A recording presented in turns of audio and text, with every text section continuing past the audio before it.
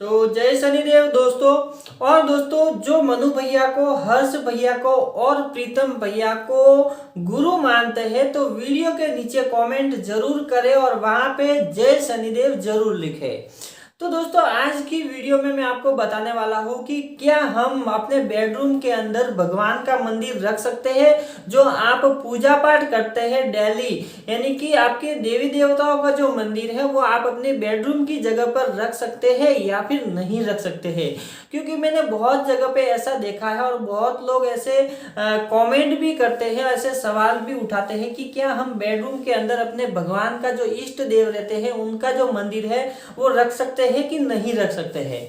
तो दोस्तों, शुरुआत में ही मैं आपको बता देता हूँ कि क्या ये रखना सही है या फिर नहीं है। तो दोस्तों, मेरा मानना है कि हो सके जहां तक आप अपने बेडरूम के अंदर आपके देवी देवताओं का जो कुल देवी कुल देवता रहते हैं उनका जो मंदिर है वो नहीं रखना चाहिए। मंदिर कहाँ होना चाहिए? आपके घर के अंदर जो भी ऐसा कमरा हो जहाँ पे आना जाना बहुत कम हो, मतलब कभी भी उस कमरे में ज्यादा काम नहीं हो और बाहर से अगर कोई भी व्यक्ति आपके घर के अंदर आता है तो उस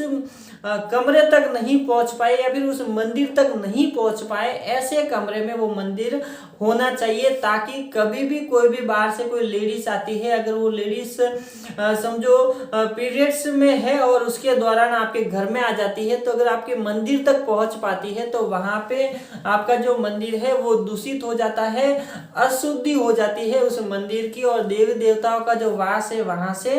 खत्म होने लगता है। यानी देवी देवता फिर ऐसे दूषित जगह पर वास नहीं करते हैं।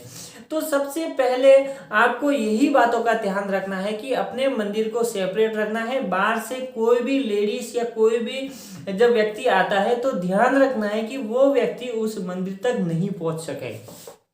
अब दोस्तों, बात करते हैं कि अगर आपने बेडरूम में पहले से ही मंदिर आपने बना रखा है और बेडरूम भी वहीं पे है और आपको अब आप उस जगह को नहीं, क्योंकि जब देवी देवताओं का एक बार स्थापित हो जाते हैं, उनकी स्थापना हो जाती है, तो फिर आप उस मंदिर को चेंज नहीं कर सकते हैं। आपको आपका जो बेडरूम का जो बेड है वो ही आपको वहां पे हटाना है। अब दोस्तों, अगर आपको बेडरूम भी मतलब बेड भी नहीं हटाना है, आपको बेडरूम भी वही रखना है और मंदिर भी वही रखना है, तो आपको कुछ बातों का ध्यान रखना पड़ेगा। और वो क्या है मैं आपको इस वीडियो में बताऊंगा। तो सबसे पहले हम बात करते हैं कि जब ऐसी स्थिति हो जाती है तो आपको क्या करना है कि जो लेडीज होती है वो सिर्फ अपने पीरियड्स के 7 दिन में ध्यान रखना है, यानी कि उस 7 दिन के दौरान आपको उस कमरे के अंदर नहीं जाना है और ना ही उस कमरे के अंदर आपको सोना है। अब दोस्तों, जब 7 दिन पूरे हो जाते हैं उसके बाद स्नान करके उस मंदिर के अंदर गंगा जल से उस मंदिर को पवित्र करना है। पूरे कमरे में गंगा जल के छींटे लगाने हैं और चाहे तो आप पूरे घर के अंदर भी लगा सकते हैं। इस तरह शुद्ध करके आप उसके अंदर मतलब रह सकते हैं और वहां पे सो सकते हैं।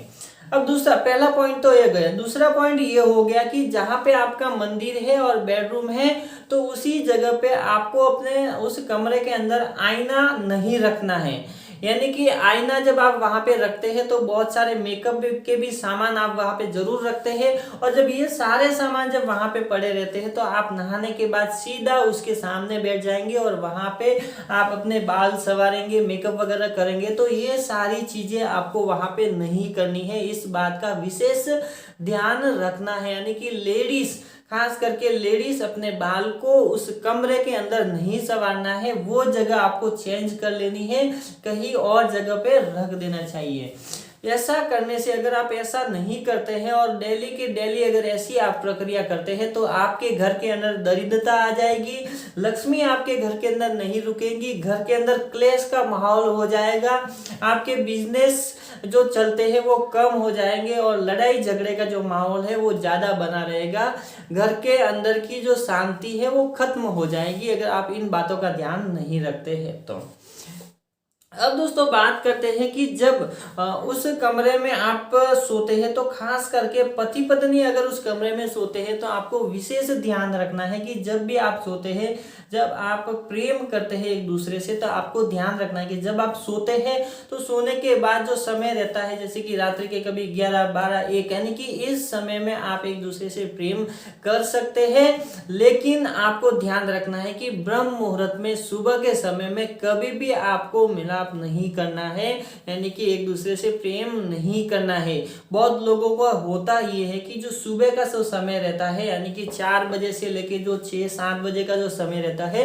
उस समय में वो लोग जो पति पत्नी रहते हैं एक दूसरे से प्रेम करते हैं, तो वो जो समय है वो आपको नहीं करना है अगर आपके बेडरूम में ही देवी देवताओं का मंदिर है। क्योंकि सुबह के समय में देवी देवता, जितने भी देवी देवता रहते हैं वो जागृत अवस्था में होते हैं, और ऐसे में अगर आप ये कार्य करते हैं तो आपके देवी देवता जो है वो नाराज हो जाते हैं। और अगर आप नाराज हो गए एक बार आपके देवी देवता,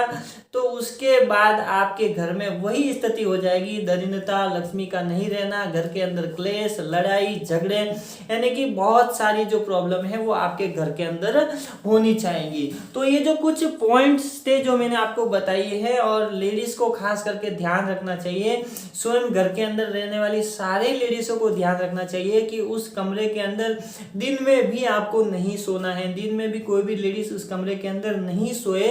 ताकि आपका जो मंदिर है वो स्वस्थ बना रहे, शुद्ध रहे, और आपके देवी देवता आपके घर पे अंदर ही रहे। ऐसा नहीं कि आप अपने बेडरूम की जगह पे मंदिर रख के उसे पूरा अपवित्र कर देते हैं, यानी कि उसको पूरी मलिनता भर देंगे अंदर, तो आपके जो घर के देवी देवता रहते हैं वो विमुख हो जाएंगे आपसे। और जिन घर के देवी देवता विमुख हो जाते हैं तो फिर उनके अंदर बहुत सारी प्रॉब्लमें आ सकती है। घर के अंदर तो बहुत सारी प्रॉब्लम आ सकती है, लेकिन जब आपके देवी देवता ही घर के अंदर नहीं रहेंगे, कुल देवी कुल देवता अगर आपके घर पे नहीं रहते हैं, तो बहुत सारे लोग जब तंत्र क्रियाएं करते हैं तो तंत्र क्रिया से आपकी रक्षा करने वाला कोई भी नहीं होगा, और सारी क्रियाएं आपके ऊपर, यानी कि आपके घर के अंदर आसानी से प्रवेश कर जाएगी और आपके ऊपर हावी होने लगेगी। बाहर के जो खुले प्रेत रहते हैं जो इधर उधर घूमते हैं, वो प्रेत भी आपके घर के अंदर आ सकते हैं, जा सकते हैं, यानी कि किसी भी प्रकार का कोई भी रोक टोक आपके घर पे नहीं होगा। और धीरे धीरे करके जितनी मलिनता आपके घर में जमा हो जाएगी, और इतनी मलिनता जब जमा हो जाएगी तो आपके घर का पूरे घर का जो है वो सत्यानाश होने लगेगा। तो हमें हमेशा ध्यान रखना है अपने देवी देवताओं का, खास करके सबसे पहले अपने कुल देवी और कुल देवताओं का ध्यान रखना है। उन्हें समय पे अगरबत्ती, दीपक, नारियल की जोत वगैरह करनी चाहिए, समय समय पे उनको याद करना चाहिए, समय समय पे उनको पुकार लगानी चाहिए, क्योंकि आपके घर के देवी देवता ही, आपके कुल के देवी देवता ही आपको सबसे पहले यानी कि रक्षा करते हैं आपकी सूक्ष्म रूप से। ये सारी क्रियाएं आपको पता नहीं चलती है, लेकिन वास्तव में आपके घर के देवी देवता आपके हर समय आपके साथ खड़े रहते हैं। आप कहीं पे भी जाते हैं, जहीं पे भी अगर आप बिजनेस करते हैं तो वहां पे आपके साथ होते हैं। आप कुछ भी ऐसे कार्य करते हैं तो हर कार्य में जो घर के देवी देवता रहते हैं वो आपका साथ देते हैं और आपको आगे बढ़ाने की कोशिश करते हैं। तो इस प्रकार से जब आपके घर के देवी देवता आपका साथ देते हैं तो आपको भी अपने घर के देवी देवताओं को समय के ऊपर दीपक, अगरबत्ती, उनको नारियल की जोत, महीने में 2 से 3 बार छोटा सा हवन, ये सारी क्रिया जरूर करें, ताकि आपके घर के अंदर पॉजिटिविटी बनी रहे। और जितनी ज्यादा पॉजिटिविटी घर के अंदर बनी रहेगी उतनी ही सुख शांति रहेगी, उतना ही परिवार खुशहाल बनेगा और अच्छा बनेगा। तो इन सारी बातों को ध्यान में रखते हुए अगर आप ये सब करते हैं तो आपको किसी भी प्रकार की कोई भी प्रॉब्लम्स नहीं होती हैं। तो बस दोस्तों आज के लिए इतना ही। वीडियो अच्छी लगी तो लाइक करें, शेयर करें अपने दोस्तों के साथ। अगर आप मेरे चैनल पे नए तो चैनल को सब्सक्राइब जरूर करें, ताकि ऐसी ही वीडियो आपको मिलती रहे। तो जय शनिदेव सबको।